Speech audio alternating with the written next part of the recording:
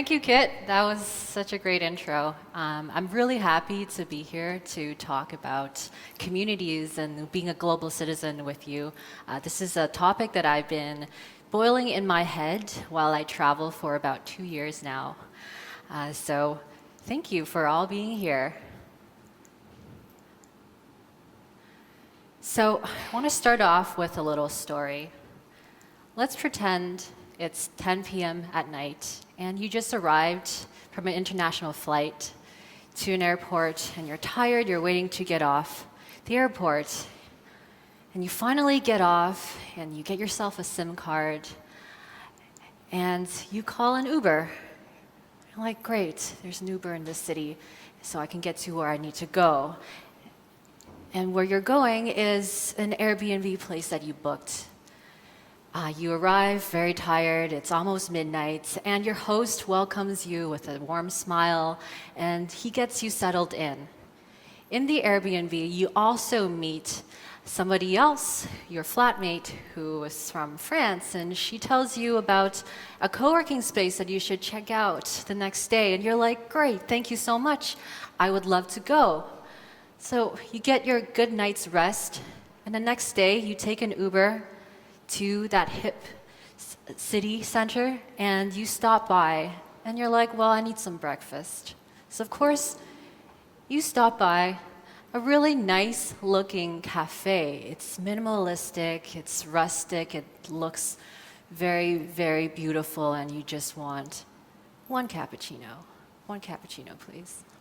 And the server serves you one cappuccino and you sip your coffee and you sit down and you say, this feels so authentic.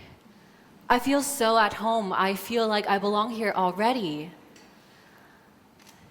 You finish your cappuccino and you head to the co-working space. You sit down by a row of MacBooks and you crack open your MacBook to start your day. But before you do, you go on Twitter because you want everybody to know what a wonderful day you're having this is a game, remember? Are we in San Francisco? Are we in Chiang Mai? Are we in Amsterdam? Or are we in Mexico City? The truth is, we're not really anywhere. We're not in a house and we don't belong to a neighborhood. And I think this is all pretty obvious to us as nomads. We live right in here. Our identities, our reputation, they're all living in here. Our families, our businesses, our colleagues, our social lives. We're all moving through this space very seamlessly through this little device. And I think that's great, that's beautiful, and we have such a great privilege to be able to do that because we're one of the most wealthiest, most educated group of people in the world. But however, when we start creating these communities, these nomad communities that do just this, we bring along the values and the practices of that community with us. And this is a quote that I really enjoy from an article that I really enjoy called Airspace. And they named this phenomenon Airspace because that's exactly the spaces that we're comfortable in. The Airbnbs, the Ubers, the fantastically minimal looking cafes that we're all comfortable in every part of the world. So the result of that is we have the financial and the social capabilities to bring along these spaces with us, but we also bring along some other unpleasant practices. And this is another quote from an article that was very critical about this practice. And I know a lot of us are experienced nomads, and we see this, and it kind of makes me feel this is not great. This is not how we want ourselves to be presented to the world. So for us, when we take into consideration that our identities are stored in here and we travel with these identities, then we don't really need the world out there. We don't need to upkeep a reputation. And at the end of the day, location independence starts looking more and more like location gentrification. Now, this photo I took is in Bali. It's one of my favorite places, and I think it's people's favorite places for different reasons as well. But Bali isn't represented like that photo, it's more represented like this. And while I'm really happy for the entrepreneurs who go into the digital nomad space and make it and become business owners, I also think we're pushing forward a narrative that doesn't really reflect us as good humans. And notice how everybody here is millennial and white. And notice how there's no Balinese in that picture, but the Balinese are the people who host us. The Balinese are the people who drive us around. The Balinese economy is the one that allows us to spend less money to build our businesses. The Balinese people are also my friends, and this is what their beaches look like. Every morning, my friends go out and they pick garbage off the beaches way before the people come with their laptops and take selfies. So, I'm not talking about this to make everybody feel guilty, but I just want to bring a little bit of awareness into how we travel. How we travel is a really important topic for me. I think for a lot of us, we're really clear on why we travel, be it for independence, be it for spirituality, for health, and we mentioned a lot about finding your own career path this morning. But how we travel, that's not often talked about. So a little bit about myself, and just to let you know that I'm not some random person up here. My name is Hannah, and I'm relatively young. Like, as you can tell, I'm like, wow, everybody here is older than me. Cool. So I started my career really early. And the reason for that is because both my parents are immigrants. And I worked really hard when I was young to try to get out of that situation. But also, what brought me to this place was because of community. When my parents couldn't take care of me when I was young, the community took care of me.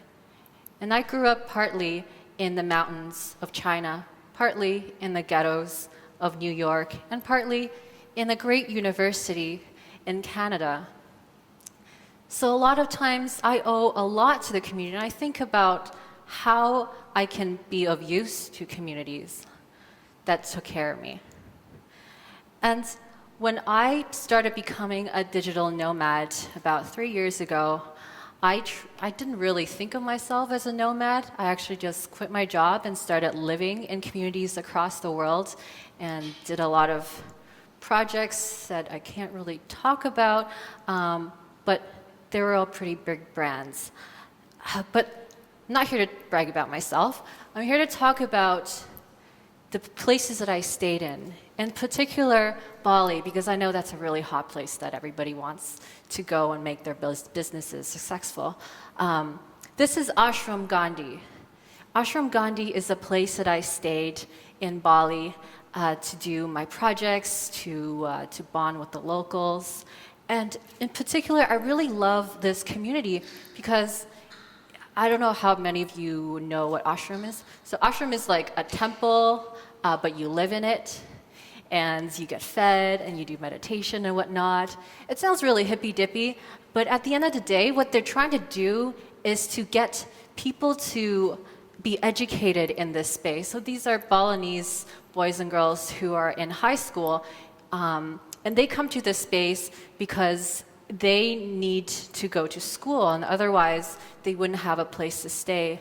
Their villages are a little far away, and their families aren't well off. So this is a working ecosystem.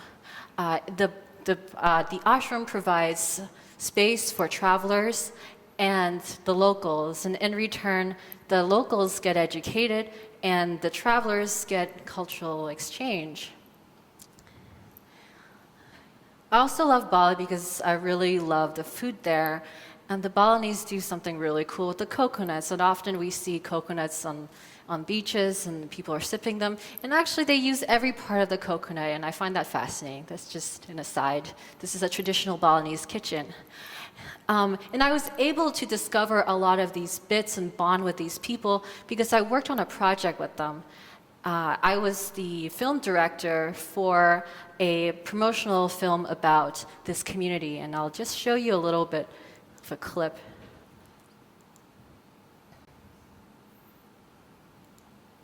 Hello. Here we go. Good morning.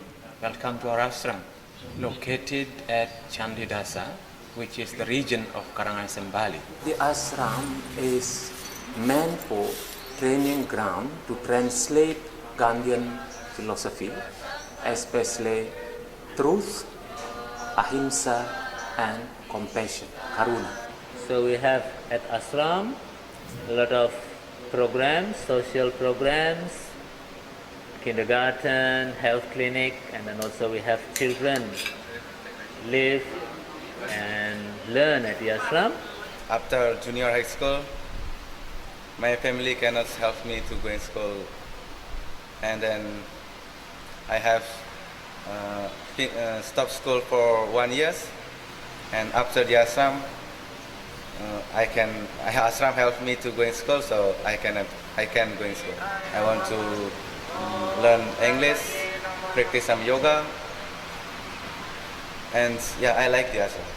And now there are people who want to come to the ashram to learn, but our problem is place. And right now, the girls especially stayed in one building, so it is very crowded. The new building will accommodate the... Okay, so I won't make you watch everything. When I stayed in ashram, I barely spent any money.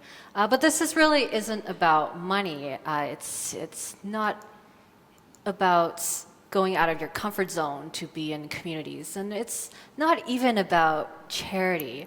What I want to talk about is this idea of fair value exchange. And this is exactly why I go to different communities and I collaborate and I do projects. Because I believe that all of us have something to offer, and we can get a lot of great things back by bonding with local communities. For a lot of us, this is the reality of traveling, and how many of you can go to places and feel like, oh, I'm just another tourist, or I'm just a walking ATM machine. I'm kind of hacking forever alone in a basement, or you're hacking forever alone, but you're going to the beach and you're also forever alone. And I think we talked a lot about nomad loneliness. And some parts of the world, you're even a marriage candidate, whether you like it or not. Maybe that's your thing.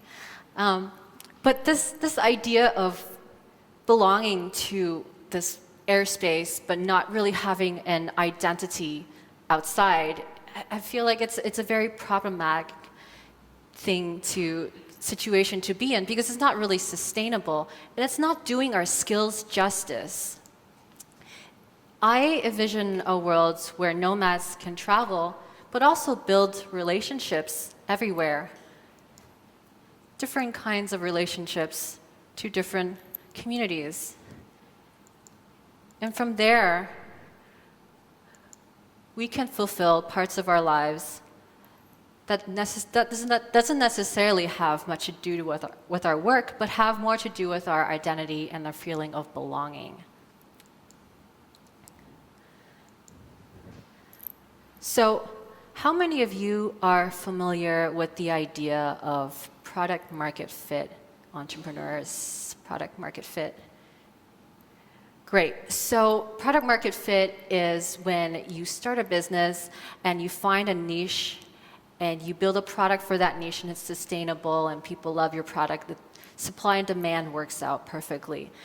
I think this idea can also apply to your travel life, your personal life, that we should also strive to find a person community fit. That wherever we go, there's a role that we can play with the local community that helps them, that helps us. This is a project that I got into when I was in Chiang Mai. And Chiang Mai is another popular nomad destination. I was living and training and eating with a Muay Thai gym. And Muay Thai is the national sport of Thailand. And I was also the gym's photographer. So I actually worked on weekends in the ring photographing our fighters. And this was a really great opportunity because I got to not only be surrounded by great people, be fed a really good diet and be really healthy and feel belonged, but I also learned a lot about the business of professional sports, of running gyms. And these are invaluable expertise. At least for me as an entrepreneur, I now understand how do these businesses connect, how do they communicate with each other, what are the profit margins, how can they fail, and how do they find more people into their communities. So living and collaborating with communities not only helps you feel better, feel more belonged, but also gives you a competitive edge. I went to Zambia earlier this year, originally to do a project for design research for a South African company.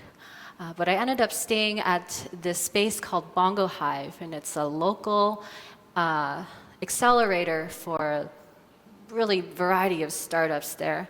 And I had the pleasure to give them a talk about a design framework that would work for local startups. So from there, I kind of figured out where my value was, and that is to offer this education that you would only get maybe in New York or in the Bay Area about tech and bring it to spaces that really need it. And from there, that spiraled into other collaborations. I was fortunate to also meet the first fashion bloggers of Zambia, and these two women are doing a really good job sourcing materials from local community and really pushing forward street fashion in Zambia. So I did a photo shoot with them, and I got to know the culture around blogging, around millennial marketing, and all that really, really neat stuff. So you're like, Hannah, this sounds like a really great idea to travel. It's good for your career. It's good for health. How do I start? How do I get myself into these communities? I want to offer you 3 strategies.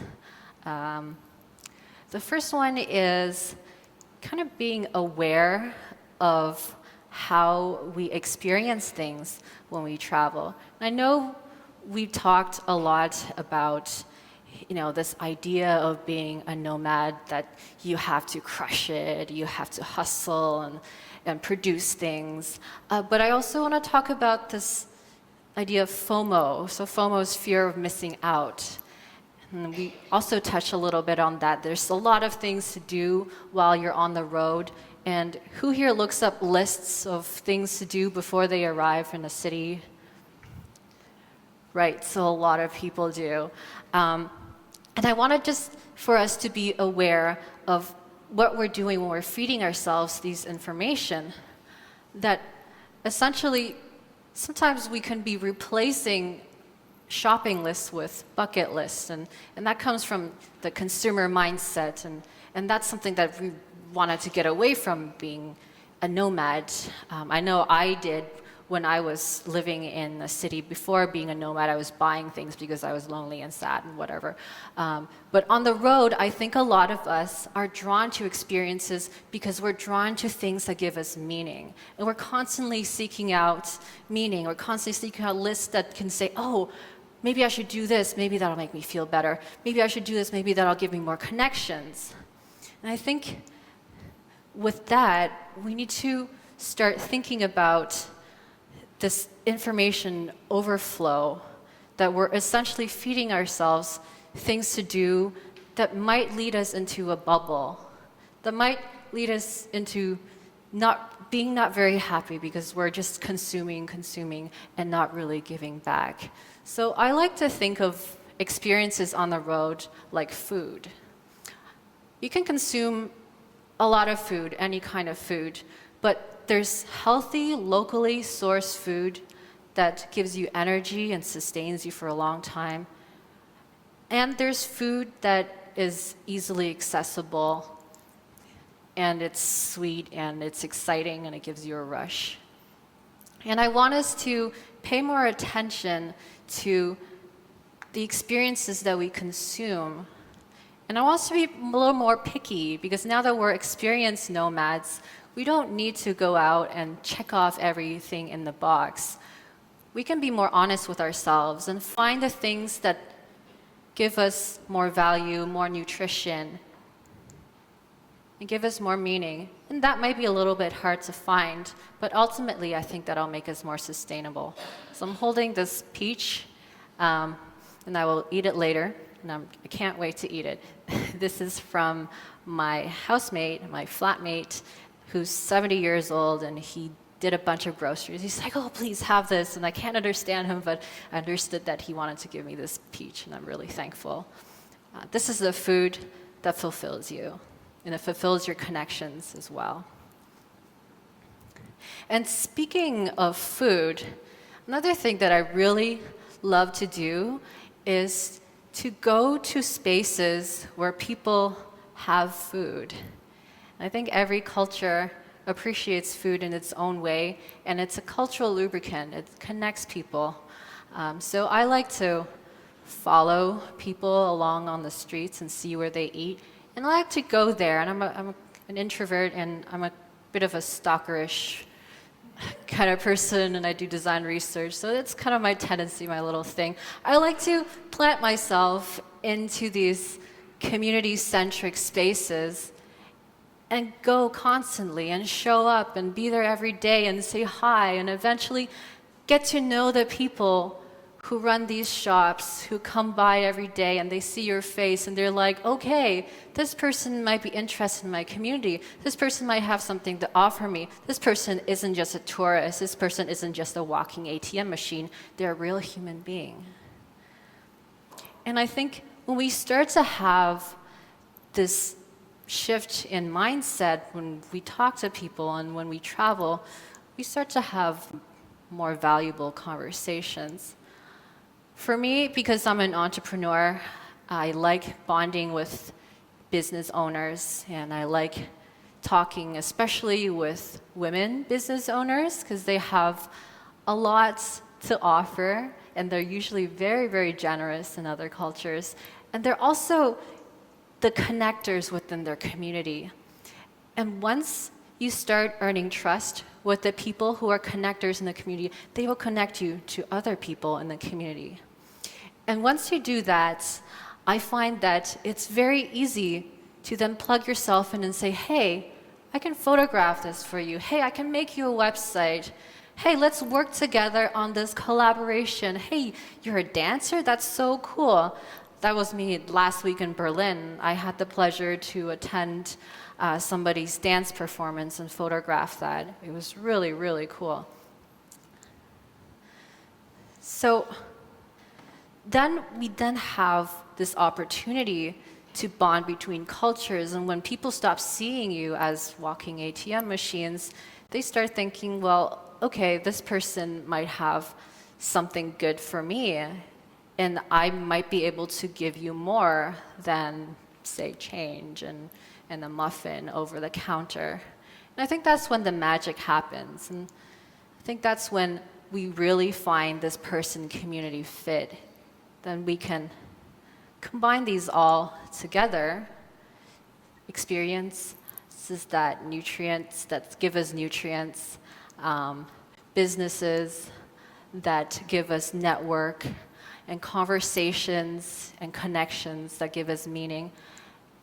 And that will lead us to find our unique value.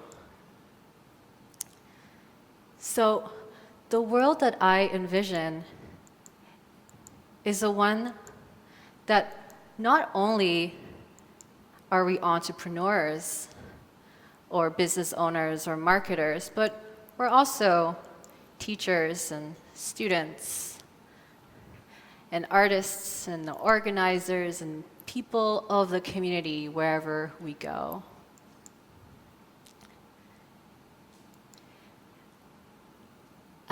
I am online at Her Life in Pixels. I tweet every so often and I share tips about travel and how to get at communities and share a lot of the work that I do with communities. This has been a real pleasure to talk to you about this issue, and I hope this conversation sparks some ideas of how you can get involved with communities, how that community can help you. And at any point in time, you can come find me and we can continue this conversation as well. I'd love to hear the stuff that you do and the stuff that you can offer to the greater world. Thank you. Sorry. Thank you, Hannah. So we're gonna start time for our last Q&A of the day, so get your questions ready. My question is, the reason we wanted to have you speak about this when you applied is, in the last year or so, I've heard the term global gentrification popping up more and more, some of the people in this room. And this topic can be really confronting, and it can be really difficult to kind of get a point across without coming across as negative. So, I guess my question is, with your goal of trying to encourage people to travel more mindfully and travel as a global citizen, how do you think when we start conversations one-on-one with people, we should go about doing that? Oh, sorry. I keep trying to reach that. That's a really good question. And that's something that I struggle with as well.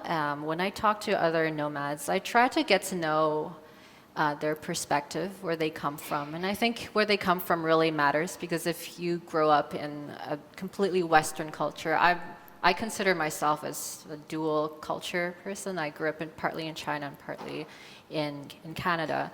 And I think that perspective really matters. It shifts how you can address their privilege and understand what they can see and what they can't see. So I guess specifically when I talk to nomads who are like, yes, I want to go to Thailand and crush code, blah, blah, blah, blah, I would question them, what kind of value do you want to get out of that? And it always comes down to their values, and everybody wants to feel like they belong.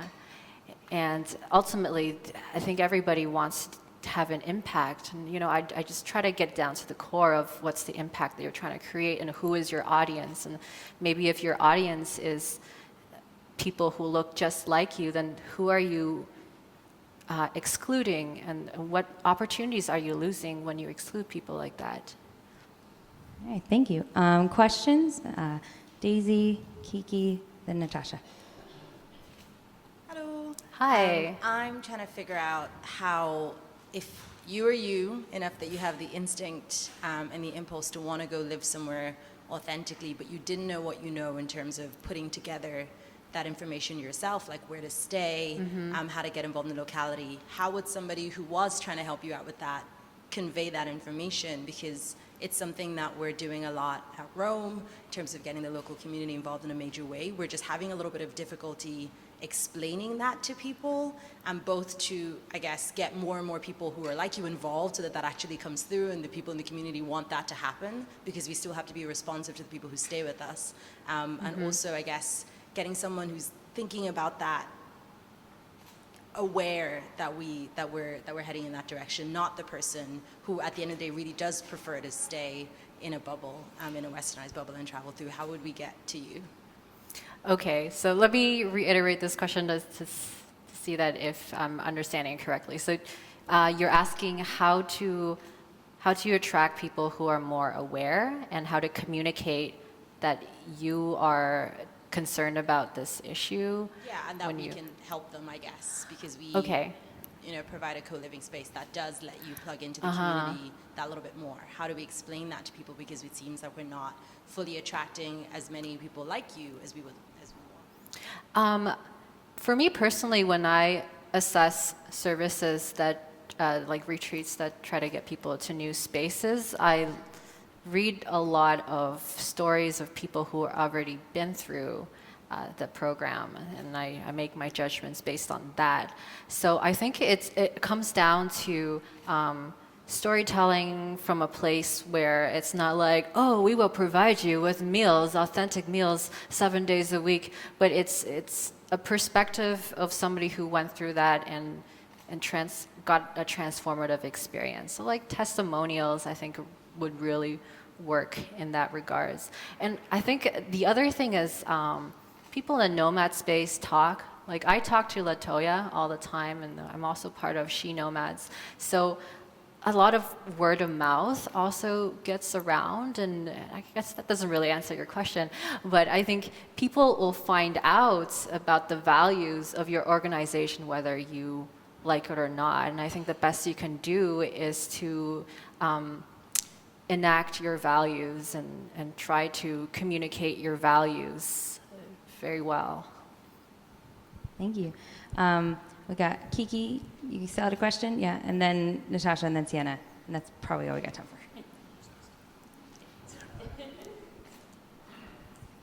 Hi, Hannah. Hi. Okay, so you mentioned how, we as some of us, me as a nomad, would look for the 10 things to do in a city. I just like to see what's going on. But really, do you have a way that you look to connect with people in the city before you go? Yes, I do that. A lot of times I would ask my friends who's been there if they met anybody local that they can introduce me to. That automatically, like 50% of the time, they'll introduce me to somebody and I'll connect with them and I say, hey, let's meet up at some point. I'd love to get to know you. Because I'm also a design researcher, so like sometimes that's my job.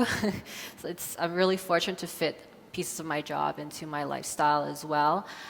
In terms of lists and having list of things to do, I try to like really curate that and say like, okay, if I end up here, will I be surrounded by tourists, and will I be just like delivered a curated experience that somebody else offered, or do I have the opportunity to actually sit down and speak with the business owners and the locals who are coming through and making this experience possible? All right, Natasha? Yeah, I wanted to thank you, first of all. Like, this is a tough thing to stand up in front of a group of people and talk about. It's a challenging subject, and I just really wanted to acknowledge you for having the guts to do that. It's great that you're here talking about this. The other thing that I loved that you were talking about were the little habits that you talked about. Because a lot of the time these are big sweeping statements about general behaviors. And then you talked about like following the food, right? Like tiny, tiny little behaviors and actions that create a more general conversation in your life. And following the food is a great one. I like to make a massive tit of myself as much as possible trying to speak a language with locals. Mm-hmm. What other tiny behaviors do you do that you could recommend that we start practicing like on a daily basis that maybe we could start doing while we're still here at this conference? Oh, I'm so glad you asked that question. I can go on forever about tiny behaviors, since that's what I study. I think one thing is to be aware of the pace that people talk.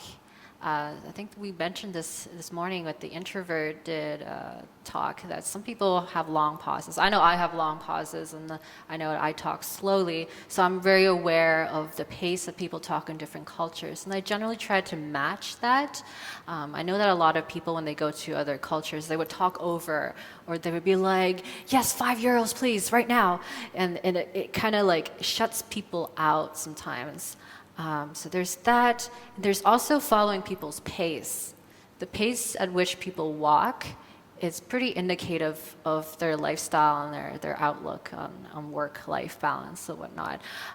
So I like to match that as well. And not only does that make me look and feel more local, but that builds trust with the people who are around me, who are watching me walk through this space, that, oh, like this person is trying to adjust to this space rather than talking over or just doing their thing. All right. Sienna? I'm not sure if you have just like, I guess, a different take on this, but I think that when you're able to connect with locals and like create that meaningful connection, you normally have to be in a space for a longer amount of time to really get to know them, right?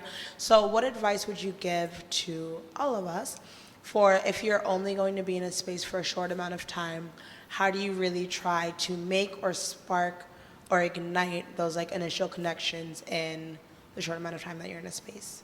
That's a great question as well. Thank you for bringing that up. For me, generally, I try to slow travel, and I travel maybe like 1 month at a time at a place. But of course, sometimes you get projects, and they have like 2-week deadlines, and you go to a place for a week or 2 weeks, and you leave. And for that situation, I try to make connections that I can keep, that I can build on over time. And that usually means younger people. I actually have a pretty wide network on Instagram of people around the world, and they're generally much younger than me, like under 20.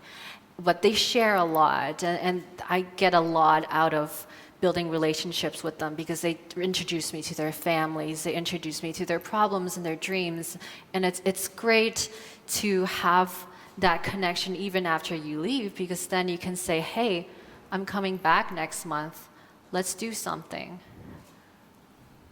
All right, guys, I know you probably have more questions for Hannah, but you're going to have to find her this evening or tomorrow because we do need to wrap up. Thank you so much, Hannah. Give her a round of applause, everyone. Thanks, everyone.